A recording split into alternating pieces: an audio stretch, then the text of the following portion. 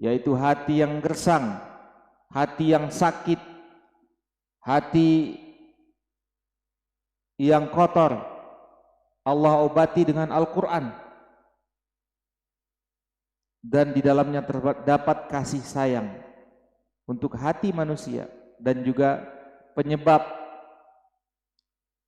kasih sayang terpancar dari hati seseorang yang dia itu sungguh-sungguh untuk menjadikan Al-Quran ini pedoman hidupnya.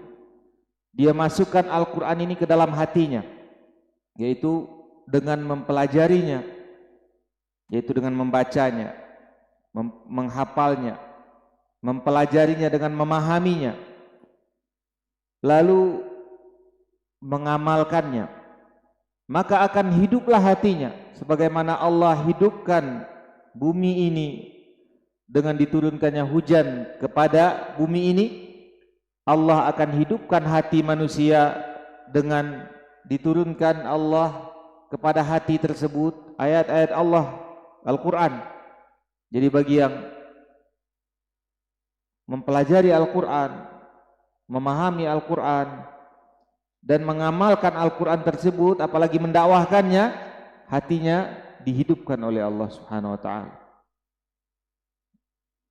Kitabun anzalnahu ilaika mubarakun, kitab yang di dalamnya kami turunkan kepada kalian, yang di dalamnya ada berkah. Sebagaimana air diturunkan dari langit membawa berkah, Al-Quran juga diturunkan kepada kita untuk membawa berkah kepada kita. Makanya jangan kita hanya fokus dengan perkara-perkara zahir yang tampak, tapi kita juga harus sangat perhatian kepada perkara-perkara batin, perkara yang ada di dalam hati kita.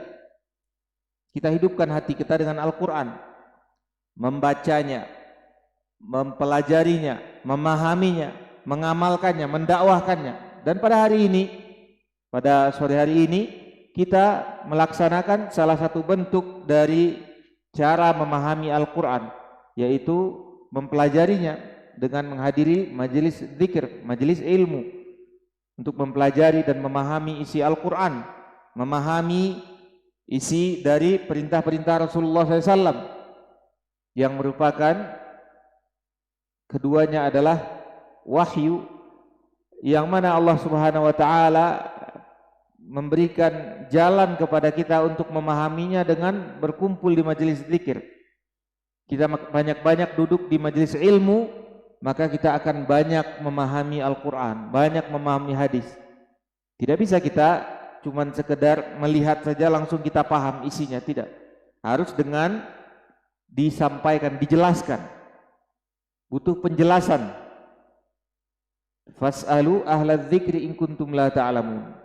Bertanyalah kepada ahli zikir, ahli ilmu. Kalau seandainya kita tidak mengetahui, maka langkah pertama kita hadir di majelis. Lalu kita buka kitab-kitab para ulama, ahli zikir. Kita buka kitab-kitab para ulama, kita pahami isinya, sehingga kita bisa memahami Al-Quran dan hadis sesuai dengan yang diinginkan Allah Azza wa Jalla, sehingga menghidupkan hati kita, mendatangkan berkah kepada hati kita dan kepada kehidupan kita. Dan alhamdulillah, pembahasan kita pada kesempatan kali ini akan kita lanjutkan di kitab Tauhid alladzi wa haqqullah 'alal 'abid, yang merupakan hak Allah yang harus ditunaikan oleh hamba-hambanya, yang mana kita telah masuk ke pembahasan yang ke-38, bab man ata'al ulama wal umara fi tahrimi ma ahallallah. Bab mengenai orang yang mentaati ulama atau mentaati umara. Jadi pemimpin di dalam Islam itu dua. Pertama, pemimpin masalah duniawi, namanya umara, hukam, waliul amr, pemimpin masalah duniawi. Ada lagi pemimpin masalah agama, itu adalah ulama. Keduanya wajib kita taati. Keduanya wajib kita taati selama dia sesuai dengan Al-Quran atau sesuai dengan perintah Allah Azza wa Jalla. Tetapi siapa yang mentaati ulama dan umara fi tahrimi ma ahallallah, ketika ulama tersebut atau umara tersebut mengharamkan yang dihalalkan Allah, apa sikap kita? Ada enggak ulama yang mengharamkan yang dihalalkan Allah? Banyak. Karena fikih itu, apalagi bukan cuma akidah ya, fikih itu isinya khilaf semua. Jadi harus kita pilih. Nggak mungkin semua ulama kita dengarkan, nggak bisa. Semua ulama kita makan semuanya, omongnya tidak bisa. Tidak mungkin. Nah, kalau ulama saja kita tidak boleh mengikuti yang dia mengharamkan apa yang dihalalkan Allah, selanjutnya juga umara, para pemimpin-pemimpin, raja-raja, presiden-presiden, pemimpin-pemimpin kaum muslimin. Nah, ini apalagi kita tidak boleh mengikuti kalau mereka sudah bertentangan dengan yang diperintahkan Allah, mengharamkan apa yang dihalalkan Allah, kita tidak boleh mengikutinya. Kalau ulama biasanya tidak pakai hawa nafsu, tapi kalau penguasa ini biasanya pakai hawa nafsu, dipaksa orang untuk melaksanakan apa yang mereka inginkan. Au tahlilu ma haramallahu, atau mereka menghalalkan yang sudah diharamkan oleh Allah. Apa sikap kita? Ada ulama yang menghalalkan apa yang diharamkan Allah, bisa jadi keliru, salah, tidak sengaja. Ataupun umara, pemimpin-pemimpin. Bahkan pemimpin ini terkadang sengaja, dia sudah tahu ini tidak sesuai dengan perintah Allah. Alhamdulillah. Yahdikumullah yuslibalkum. Tapi terkadang pemimpin ini terpaksa melakukan, katanya. Bagaimana lagi ini kondisi politik? Ini harus kita lakukan karena ada tekanan segala macam-macam. Apa sikap kita?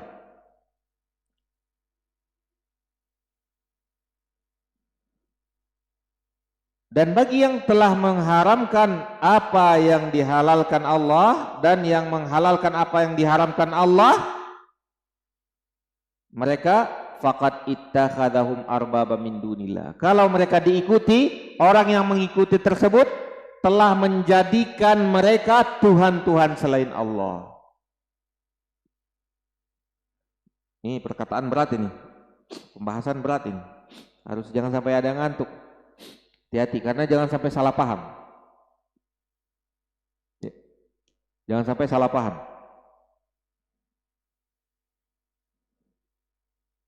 Jadi siapa yang mentaati ulama dan pemimpin-pemimpin dalam mengharamkan apa yang dihalalkan Allah atau menghalalkan apa yang diharamkan Allah, sungguh dia telah menjadikan mereka itu Tuhan-Tuhan selain Allah.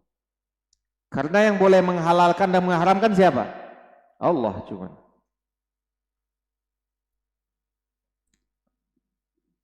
Wala taqulu lima tasifu alsinatukum al-kadhiba hadza halalun wa hadza haramun litaftaru 'ala Allahil kadhib.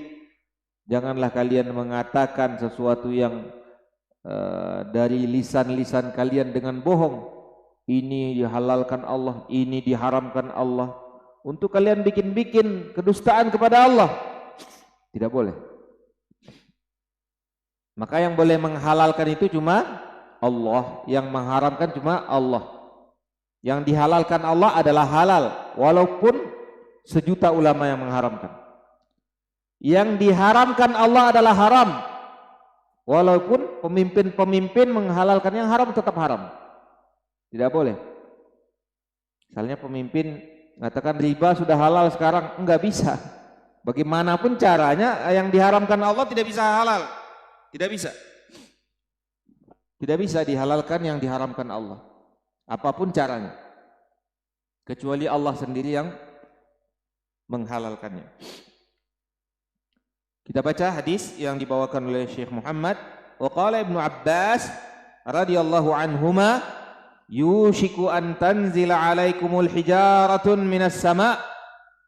Aqulu qala Rasulullah sallallahu alaihi wasallam wa taquluna qala Abu Bakar wa Umar. Ini pada zaman dahulu sebagian orang di zamannya Abu Bakar dan Umar dikasih nasihat oleh Ibnu Abbas. Lalu mereka mengatakan Umar tidak bilang begitu, Abu Bakar tidak bilang begitu.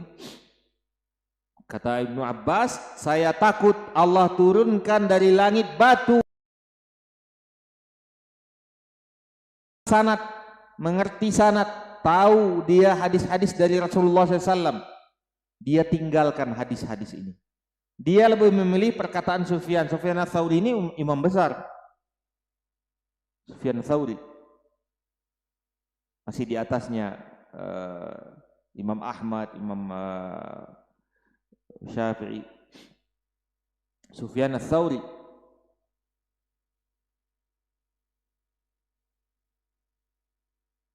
tapi mazhabnya tidak tersebar. Kenapa tersebar mazhabnya Imam Ahmad? Kenapa mazhabnya Imam Abu Hanifah tersebar? Imam Malik, Imam Syafi'i kenapa tersebar? Karena muridnya aktif menyebarkan. Sufyan Ats-Tsauri ini imam juga, imam mazhab. Dan bisa jadi keilmuannya lebih tinggi daripada yang lain, daripada imam-imam yang lain. Dan mazhab itu banyak, bukan 4 saja, banyak mazhab.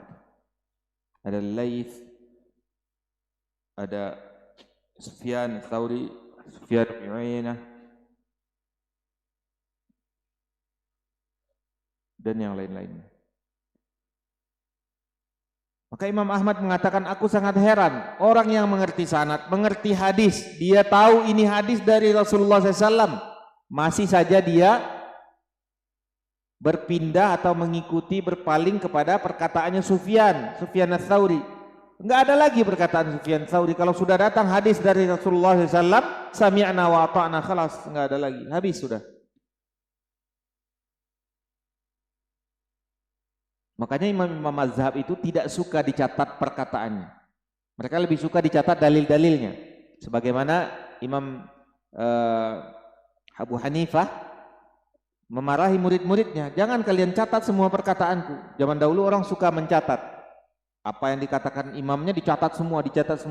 Kata Imam Abu Hanifah, jangan kalian catat perkataanku semuanya. Kadang-kadang kami mengatakan hari ini begini, besok kami tukar lagi katanya, berubah lagi.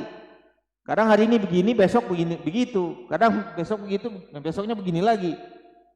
Ganti-ganti. Perkataan Imam Ahmad saja kadang-kadang dalam satu masalah bisa sampai 6 kali berubahnya. Bahkan lebih. Imam Syafi'i yang paling terkenal 2 kali dia berubah-ubah mazhab. Ada mazhab qadim, mazhab lama, ada mazhab jadid ketika di Mesir. Berubah-ubah, imam ini, ulama-ulama ini berubah-ubah. Hari ini bisa dia menghalalkan, besok dia berubah lagi karena dia dapat dalil yang lebih kuat lagi. Jadi kalau perkataan imam-imam ini atau ulama-ulama ini berubah-ubah, hanya satu perkataan yang tidak pernah berubah. Rasulullah SAW tidak pernah berubah. Tidak bisa diganti-ganti. Sudah habis, sudah tertutup pintu untuk berubah dari Rasulullah SAW. Adapun ulama-ulama bisa berubah-ubah. Perkataannya bisa berubah. Makanya tidak ada lagi perkataan setelah jelas datang dari Rasulullah SAW, tidak pantas kita pindah kepada perkataan Sufyan Ats-Tsauri, pindah kepada perkataan Imam Ahmad, pindah perkataan Imam Syafi'i dan ulama-ulama yang lainnya. Sudah jelas ini hadis. Bahkan para ulama itu sendiri yang melarang kita untuk ikut perkataan mereka kalau sudah jelas hadis dari Rasulullah SAW, sebagaimana kesepakatan perkataan yang mereka sepakati. Idza shahhal hadits fa huwa madhhabi. Alhamdulillah.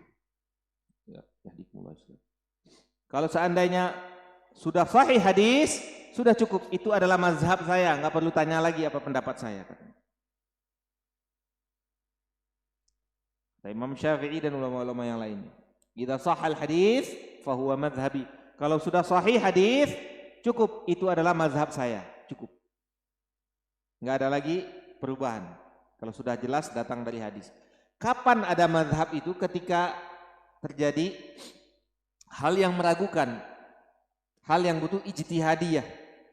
Tapi kalau sudah datang dari Rasulullah SAW yang jelas, tidak butuh lagi ijtihad, tidak butuh lagi ijtihad, karena sudah jelas dari Rasulullah SAW.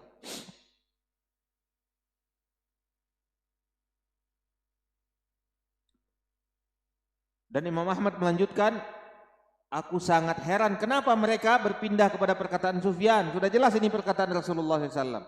Padahal Allah mengatakan, "Falyahdharil ladzina yukhalifuna an amrihi an tusibahum fitnah au yusibahum adzabun alim."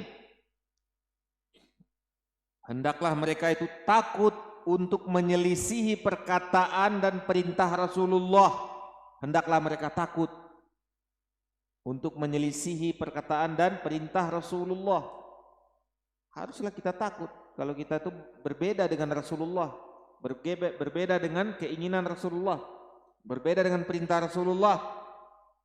Antusibahum fitnah, bisa-bisa mereka akan tertimpa fitnah. Au yusibahum adzabun alim, atau mereka akan mendapatkan azab yang pedih nantinya di akhirat. Fitnah di dunia, azab yang pedih di akhirat. Fitnah di dunia salah satunya apa? Dia merasa lebih hebat daripada Rasulullah SAW. Dia bisa mengatakan perkataan yang berbeda dengan perkataan Rasulullah SAW. Enggak bisa. Kita sudah datang dari Rasulullah, cukup sudah.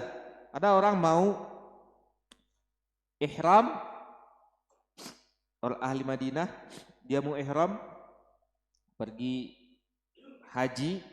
Kalau Madinah dari mana ya? Dzulhulaifah ya kalau Madinah. Bir Ali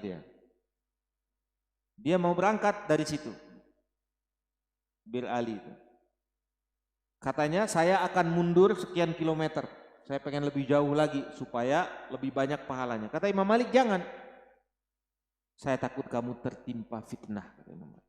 Kenapa saya tidak boleh? Kan saya lebih jauh lebih bagus. Saya takut kamu tertimpa fitnah. Dibaca ayat ini. Takutlah orang yang menyelisihi perintah Rasulullah akan tertimpa fitnah. Minimal dia merasa dia lebih baik daripada perbuatan Rasulullah. Rasulullah dikasih titik oleh Rasulullah, ini tempatnya, dia bikin titik lain. Dia merasa lebih bagus, lebih hebat daripada Rasulullah SAW. Nah ini fitnah yang besar. Merasa dia lebih baik daripada perintah Rasulullah SAW. Padahal kita hanya hamba yang mengikuti perintah Rasulullah SAW yang merupakan wahyu dari Allah.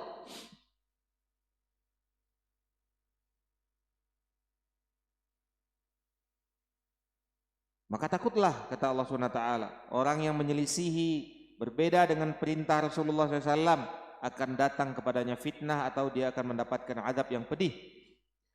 Atadrimal fitnah, ditanya oleh Imam Ahmad, apakah kamu tahu apa itu fitnah? Al fitnatu syirk. Ini berkaitan dengan kitab tauhid. Fitnah itu adalah syirik. Bisa jatuh dia kepada kesyirikan.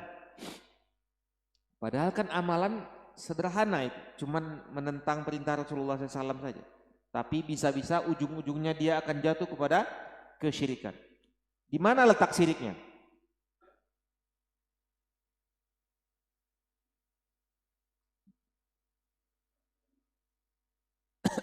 menolak sabda Rasulullah SAW.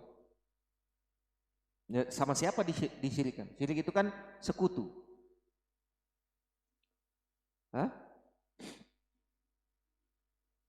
Dia menyekutukan dengan siapa? Syirik artinya kan menjadikan Allah itu tandingan bagi Allah. Ada Allah lagi, ada Allah lain. Ada yang bisa jawab? Kenapa bisa jadi sampai ke syirik? Mendahulukan nafsunya, nafsu dan keinginan. Mungkin bisa jadi. Cuman ada yang lebih berkaitan dengan ini, dengan hadis ini, atau dengan perkataan Imam Ahmad ini.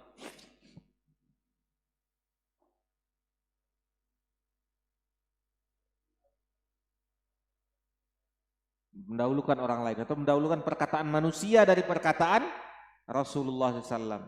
Ini wahyu ada, Dia lebih mengagungkan perkataan manusia daripada wahyu dari Allah Subhanahu wa taala. Jadi ujung-ujungnya bisa sampai kepada kesyirikan. Karena dia telah mengagungkan manusia jauh daripada atau lebih agung daripada Allah dan Rasul. Dia lebih mementingkan manusia, lebih mengagungkan manusia. Ada nih orang misalnya yang dianggap ulama alim, terus dia ikuti terus ulama itu. A dia bilang A, B dia bilang B, C dia bilang C. Halal dia bilang halal, haram dia bilang haram. Halal dia bilang halal. Maka kalau seandainya orang tersebut begitu, terus walaupun dia sudah tahu ada yang dari Allah dan Rasulnya yang lebih benar, maka dia telah menyembah kepada orang tersebut. Dia telah melakukan ketaatan penyembahan. Penyembahan itu kan di dalamnya ada ketaatan. Jadi ubudiyah atau penyembahan di dalamnya ada ketaatan. Kalau seandainya kita mentaati selain Allah dan kita merasa itu lebih baik daripada mentaati Allah, bisa jatuh kepada kesyirikan. Ujung-ujungnya, mukaddimahnya ngikutin ulama awal-awalnya. Ini kan setan itu dia selangkah-selangkah. Enggak langsung setan itu suruh nyembah manusia, enggak. Tapi selangkah-selangkah. Langkah pertamanya memalingkan ketaatan manusia. Dia palingkan ketaatan manusia itu kepada selain Allah dan Rasulnya. Mulai berpaling dia. Oh, Sufyan Ats-Tsauri lebih baik. Oh, ini Imam Syafi'i lebih baik. Oh, ini perkataan kiai lebih baik. Turun lagi ke bawah. Oh, perkataan Habib lebih baik.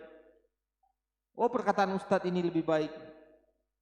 Nah, turun lagi.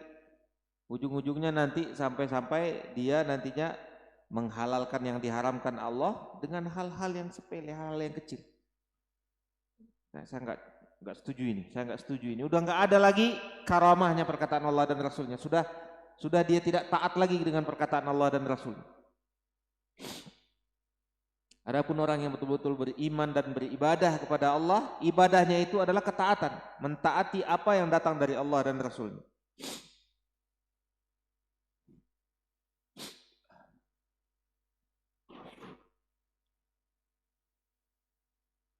Selanjutnya, An Adi bin Hatim, ada remote AC gak ya? Kegedean nih, bersin-bersin mulu.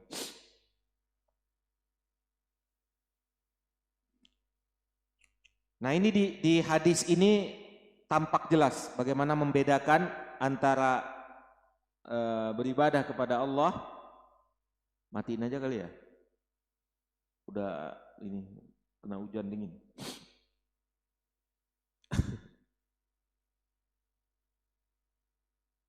Baik. Dari Adi bin Hatim, annahu sami'a Nabi sallallahu alaihi wasallam yaqra hadhil ayah. Dari Adi bin Hatim ini orang Kristen dulunya. Dia dulunya Kristen. Jadi di zaman Nabi SAW itu ada 3 golongan. Yang pertama, ada 4 lah ya.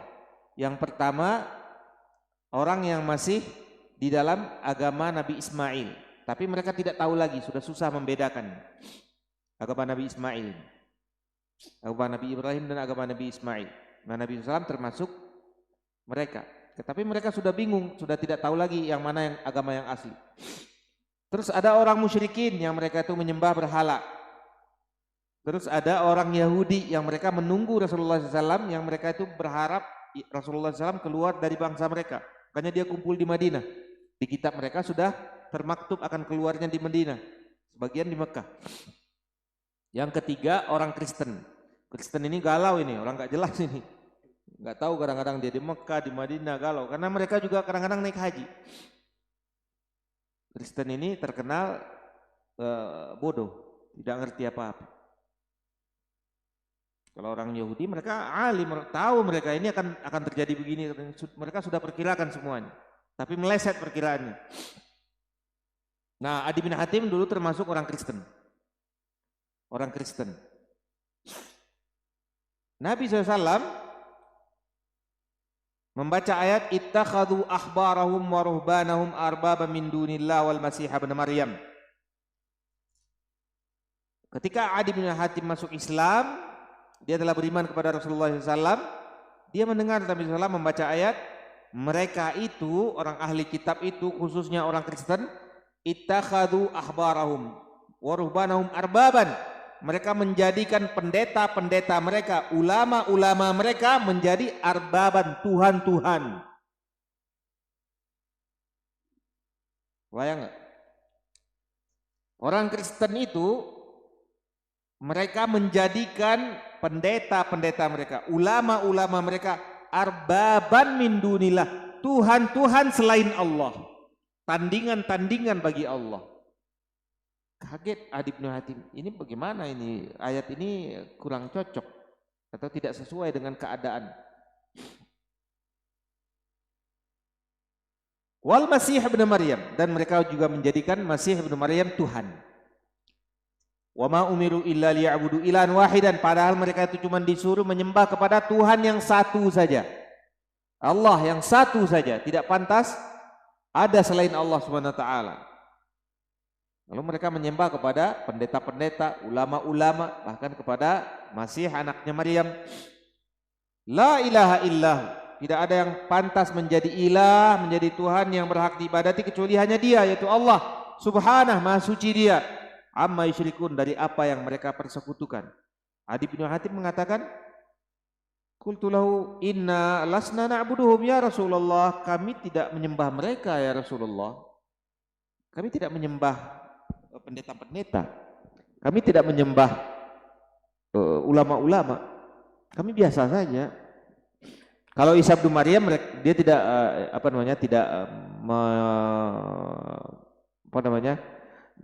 mempermasalahkan. Kalau Isa bin Maryam memang dia sudah menyembah Isa bin Maryam dulu.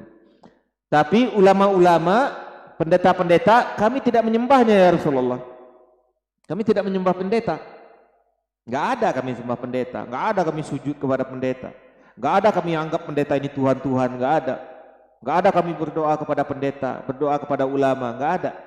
Kan kami enggak ada menyembah mereka. Nah, di sini nih pemahaman mereka dulunya simple. Sama seperti kita pada hari ini, pemahamannya simple saja.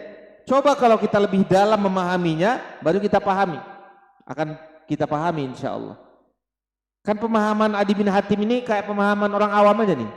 Nggak ada, saya nggak ada menyembah pendeta, nggak ada menyembah ulama, nggak ada. Saya menyembah Tuhan Bapa atau Tuhan Anak kan gitu. Nggak ada menyembah pendeta, nggak ada menyembah ulama. Qala alaysa yuharimuna ma ahallallah fatuharimunahu. Bukankah mereka pendeta-pendeta itu, ulama-ulama itu mengharamkan yang dihalalkan Allah, lalu kalian ikut mengharamkannya. Wa yuhilluna ma haramallah fatuhilluna. Lalu mereka menghalalkan yang diharamkan Allah, lalu kalian ikut menghalalkannya bersama mereka. Faqultu bala, oh iya kalau itu benar ya Rasulullah. Qala fatilka ibadatuhum, itu ibadahnya, kalian ibadah kepada mereka. Nah, ini tipis masalahnya nih, harus dipahami dengan ilmu biar kita paham. Orang awam kadang-kadang nggak ngerti masalahnya. Kadang-kadang kalau kita menyalahkan Imam Syafi'i, dibilang wah antum lebih hebat apa di Imam Syafi'i. Antum siapa? Antum nabi emang? Enggak begitu. Ya namanya manusia kan ada kelirunya ada. Biasa saja, namanya ulama keliru itu biasa saja. Bahkan Imam Syafi'i sendiri dia mengaku dia keliru.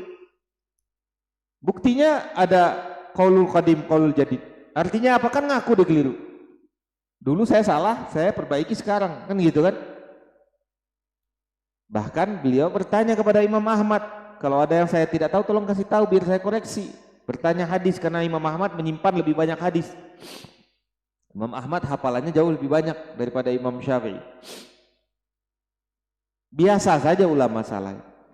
Yang tidak boleh itu kita ikuti kesalahannya, dan kita dalam keadaan kita tahu di salah, kita ikuti. Nah ini sudah menyembah mereka. Tidak boleh kita mengikuti kesalahan-kesalahan para ulama kalau seandainya kita sudah tahu perkataan Allah dan Rasulnya A, kita jadikan mengikuti perkataan yang selain itu.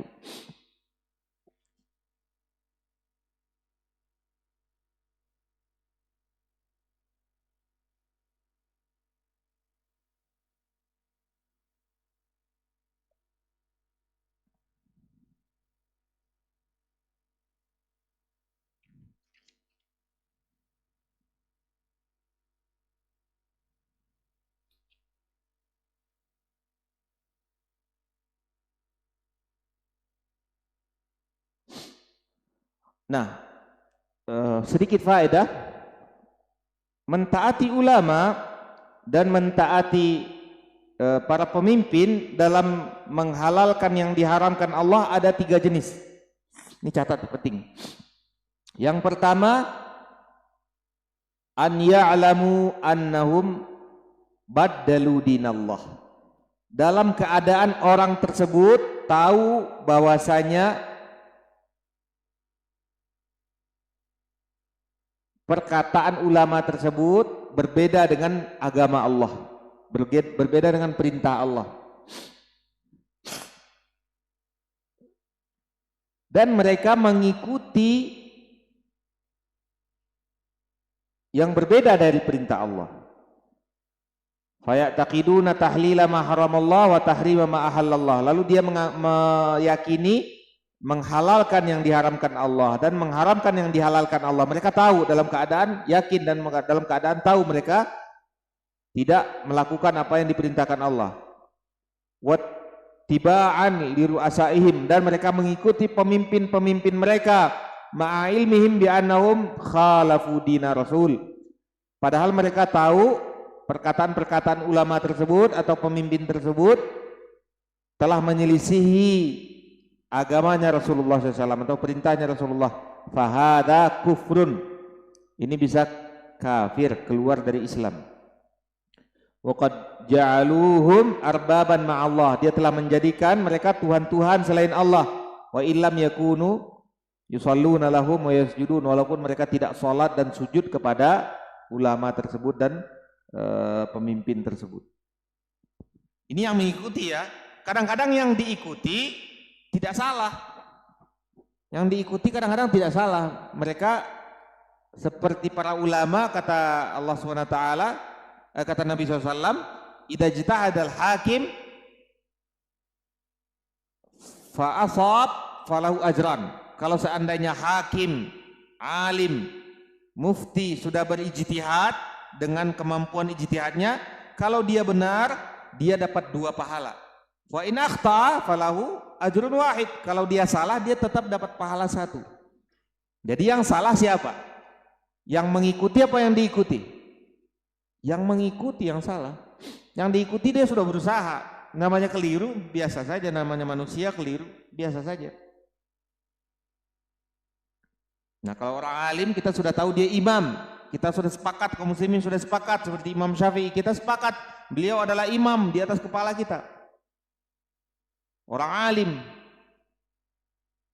dia tidak tercela, kesalahannya juga tidak tercela, karena kesalahannya mendapatkan pahala.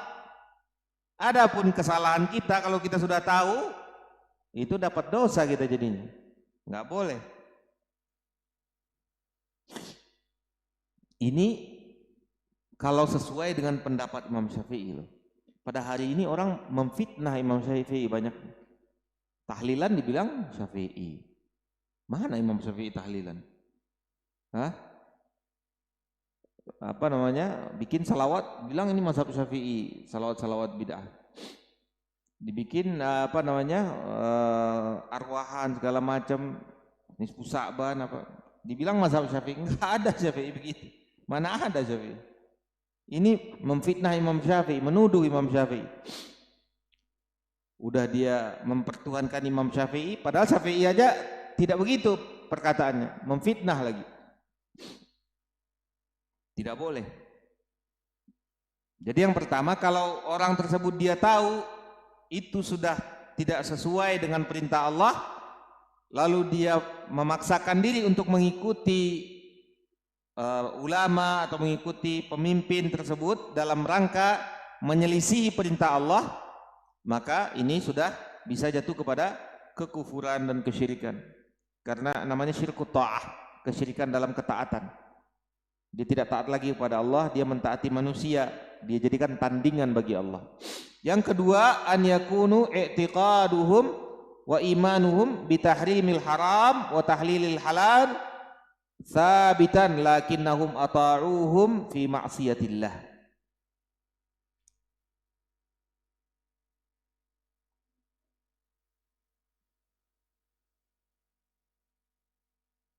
Kama yaf'alul muslimu ma yaf'aluhu minal ma'asi allati ya'taqidu annaha ma'asin fa huwa haula lahum hukmu amsalihim min ahli dzunub. Ada orang yang dia sengaja keluar dari hukum Allah, sengaja keluar dari perintah-perintah Allah, tapi dia sadar ini sebenarnya saya salah.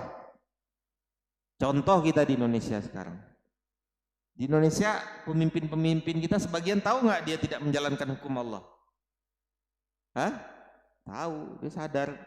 Ya, tapi mau diapain katanya kan? Kita nggak bisa. Ada orang yang dia bergelimang dengan riba, dia bilang, ya mau diapain kalau gini kita nggak makan katanya. Gimana caranya? Nah, ini dia termasuk asin, muslim asin. Dia muslim, dia beriman kepada Allah, tapi dia fasik, pembuat maksiat. Ini lebih ringan malahan. Kalau dia sadar itu salah, lalu diakui kesalahannya. Di dalam hatinya dia tahu itu salah. Nah, ini muslim dan asin. Tapi kalau dia menyangka ada yang lebih baik dari perintah Allah dan Rasulnya, bisa jatuh dia kepada kesyirikan dan kekufuran. Selanjutnya,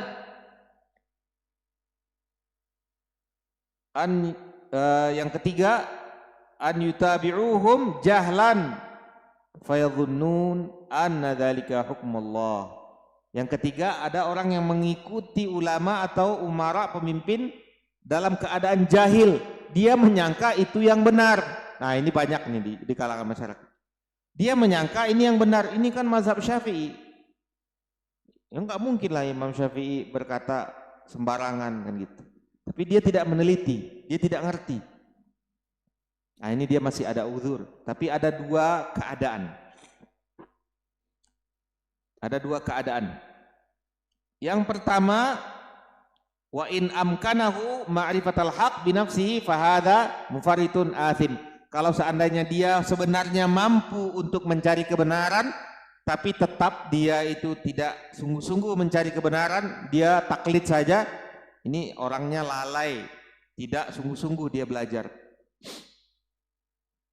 Karena kebenaran itu sudah jelas, hujjah itu jelas.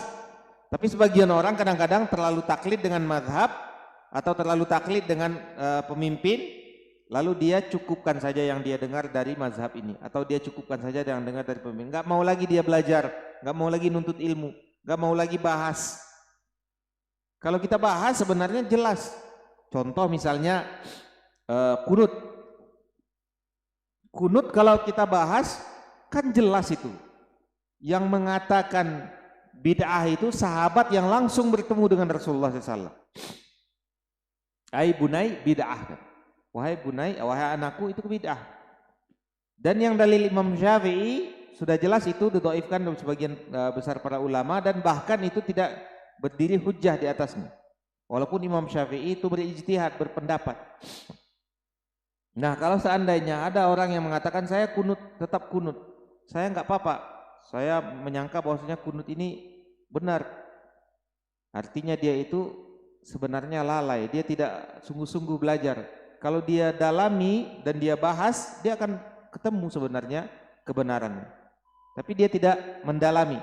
Nah, dosanya di mana? Dosa malas belajarnya. Mungkin dia dosa mengikuti ulamanya dia tidak jatuh karena dia sudah sudah berusaha. Tapi dia belajarnya, lalai belajarnya, dia berdosa. Nah, sangat banyak, betapa banyak orang sekarang dosanya karena dia tidak belajar. Dosa yang paling banyak mungkin pada hari ini dosa orang tidak mau belajar. Sudah jelas dia di dunia ini untuk beribadah kepada Allah, dan sudah jelas beribadah kepada Allah ini butuh ilmu. Dia tidak mau belajar. Betapa banyak dosa-dosa orang ini sekarang dikarenakan dia tidak mau belajar. Yang kedua,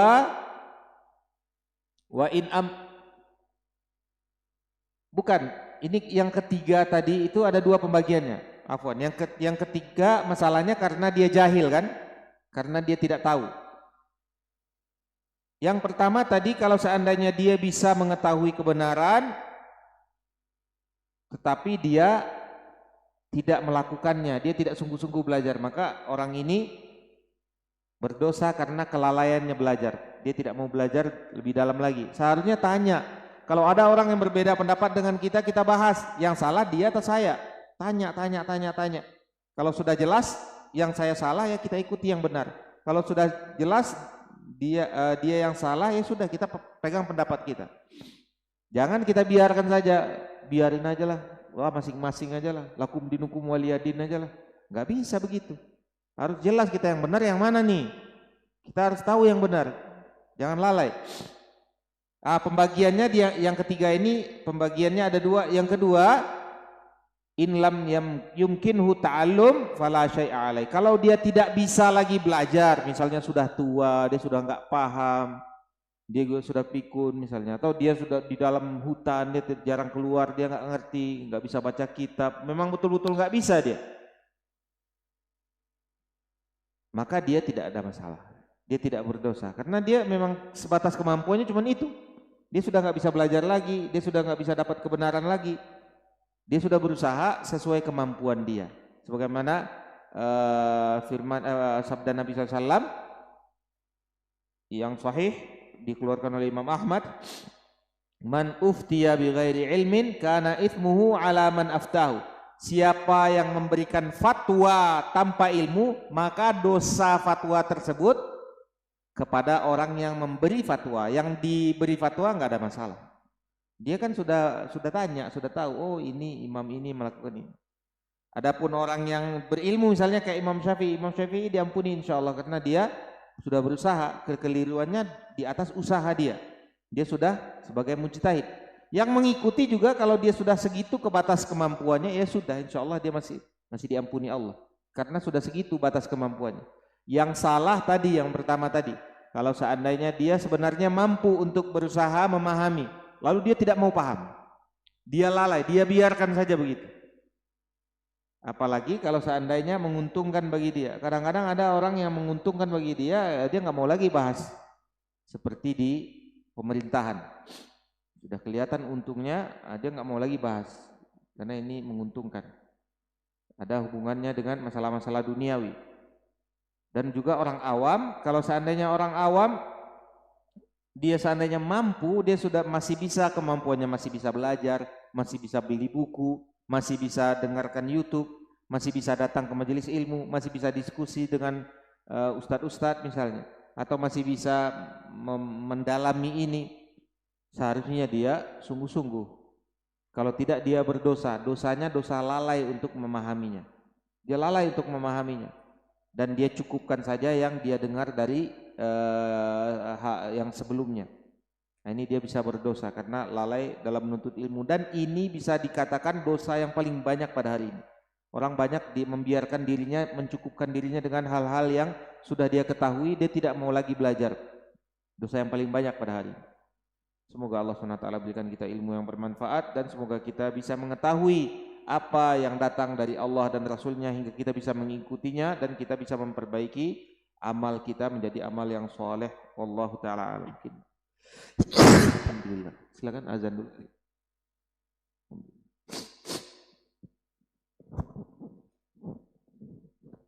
Ajak keluarga, ajak saudara.